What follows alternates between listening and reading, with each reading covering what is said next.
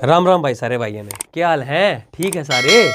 तो भाई आज हम बात करेंगे हिंडनबर्ग की रिपोर्ट की और अडानी ग्रुप की। अगर भाई जो हिंडन ग्रुप ने जो रिपोर्ट पेश करी है उसके बाद जो अडानी ग्रुप के शेयर जो धड़ामते नीचे गिरे हैं और जो 2 या 4 दिन के भीतर भीतर 800 तो 1000 पॉइंट मार्केट भी नीचे गिरी है, पूरी इंडियन मार्केट पे इसका असर पड़ा है। तो उसकी बात करेंगे भाई हिंडनबर्ग के या फर्म है कि इसका इतिहास रहा है भाई, किस तरह की रिपोर्ट पेश करे है और भाई कौन इसका फाउंडर है और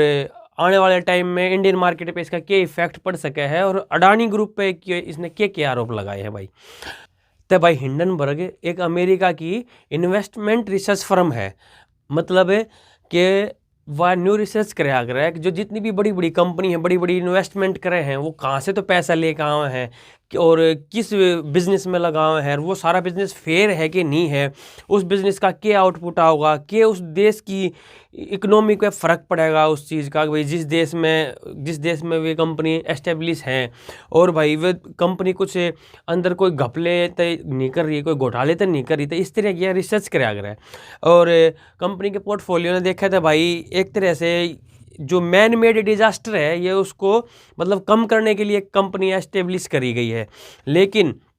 साथ साथ एक ये शॉर्ट सेलिंग एक्टिविटीज भी है भैया। कंपनी शॉर्ट सेलिंग एक्टिविटीज क्यों है कि ये क्या कर रहे हैं कि पहले तो सूत्रा के आधार पर मान ले कोई भी बहुत बड़ी कंपनी है और वो लिस्टेड है स्टॉक मार्केट में, काफ़ी अच्छा खासा होल्ड है उसका शेयर मार्केट पे, तो वो सूत्रा के आधार पर मिली जानकारी के ऊपर अपनी रिसर्च करेगी कि मान लो सपोज करा भाई कोई कहीं से खबर मिली भाई ये कंपनी यहाँ पे ये घोटाले कर रही है भाई, अंदर ये टैक्स में हेर फेर कर रही है या इस तरह से मतलब ये लोगों को मतलब गुमराह कर रही है और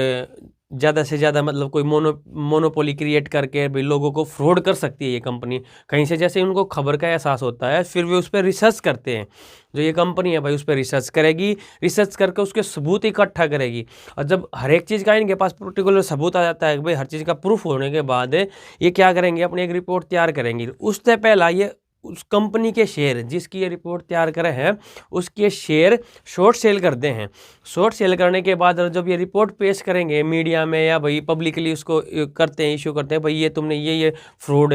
कर रहे हो तुम पब्लिक के साथ में और ये मतलब कानून के खिलाफ ये काम कर रहे हो, तो जैसे ही वो पब्लिक रिपोर्ट पेश करते हैं तो सामने वाली कंपनी के शेयर डाउन आ जाए, अरे ये मोटा प्रॉफिट भाई हिंडनबर्ग ले जाए। और तो एक तो ये शॉर्ट सेलिंग एक्टिविटीज है। दूसरा भाई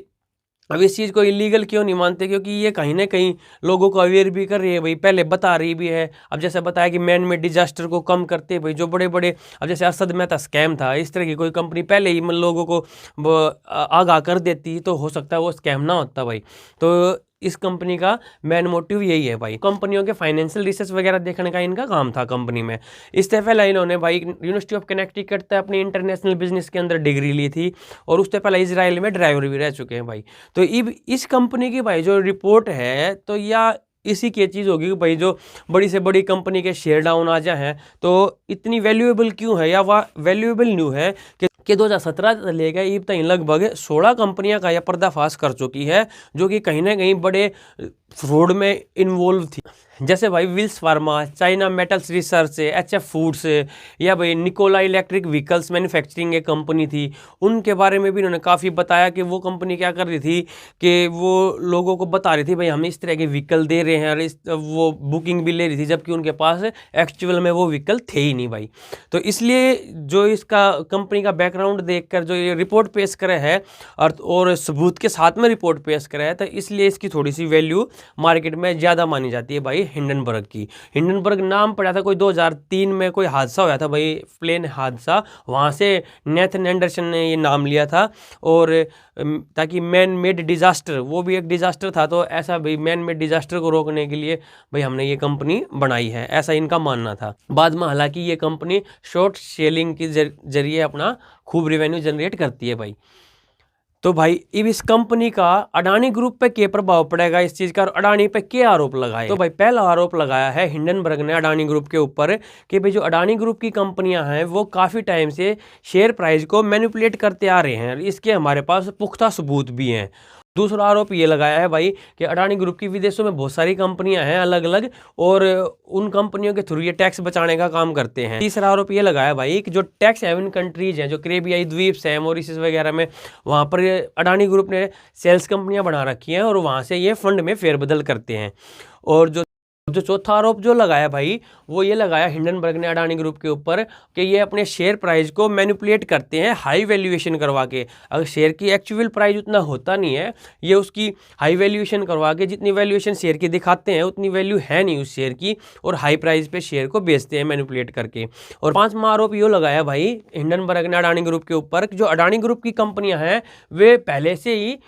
कर्ज में है, ओवर डेप्स में चल रही हैं। जैसे सपोज करो कि कोई अडानी ग्रुप की कंपनी 60 लाख करोड़ की है, तो वो ऑलरेडी उसके ऊपर 70 लाख करोड़ रुपया कर्ज है। यानी कि अगर कल को अडानी ग्रुप का शेयर गिरता है और वो अपने पूरी की पूरी उस कंपनी को भी सेल कर देते हैं 60 लाख करोड़ रुपए की, तब भी 10 लाख करोड़ रुपए उसका कर्जा रह जाएगा। तो भाई इस तरह के 88 आरोप हिंडनबर्ग ने अडानी ग्रुप के ऊपर लगाए हैं, और जो कह रहे हैं कि भाई हमारे पास जिनके सबूत हैं। लेकिन भाई अडानी ग्रुप ने साफ साफ इनकार कराया है कि जो भी ये हिंडनबर्ग ने आरोप लगाए हैं अडानी ग्रुप के ऊपर, ये सारे के सारे गलत आरोप हैं और सारे के सारे झूठे हैं। और आने वाले टाइम में हम ये साबित भी कर देंगे और हिंडनबर्ग के ऊपर केस भी करेंगे। तो भाई तुमने अडानी ग्रुप का, ये हिंडनबर्ग का जो भी मामला चल रहा था आजकल न्यूज में, समझ में आ गया होगा। इसका इफेक्ट जरूर देखने को मिला है भाई। 28 जनवरी से लेकर लगभग 30 जनवरी 2 ही दिन के अंदर अंदर 4.10 लाख करोड़ रुपए का लगभग मार्केट कैप अडानी ग्रुप की कंपनियां का डाउन आया है भाई। तो भाई और आने वाले हो सकता है 1 हफ्ता 1.5 हफ्ते तक और भी इसका इफेक्ट देखने को मिले मार्केट में। लेकिन मेरी अगर पर्सनल राय मानो तो वो ये है कि भाई ये एक तरह से इसको अपॉर्चुनिटी मानो, क्योंकि इस टाइम जो अपने इंडियन शेयर मार्केट या इंडियन इकोनॉमी है वो इतनी स्ट्रॉन्ग है, वो इस रिपोर्ट से ज़्यादा हिले डुलेगी नहीं। और अगर सारे तथ्य सही रहे, जैसा अडानी ग्रुप कह रहे हैं कि भाई हमारा एफपीओ भी जो आने वाला है वो भी सेम टाइम पे आएगा, और भाई सारी चीज़ें सेम रहेंगी, और इंडियन जो कंपनियां और भी जो फंडिंग कर रही थी अडानी ग्रुप को वो भी पीछे नहीं हट रही हैं, तो हो सकता है ये एक मार्केट में एक अच्छी अपॉर्चुनिटी भी होगी। जो डाउन शेयर आए हैं और जो लोग इनको परचेज करेंगे वो मतलब एक अच्छा प्रॉफिट भी कमा सकते हैं। तो भाई वीडियो अच्छी लगी हो तो वीडियो ने लाइक कर दियो, चैनल ने सब्सक्राइब कर लियो भाई, और वीडियो ने शेयर कर दियो। राम राम।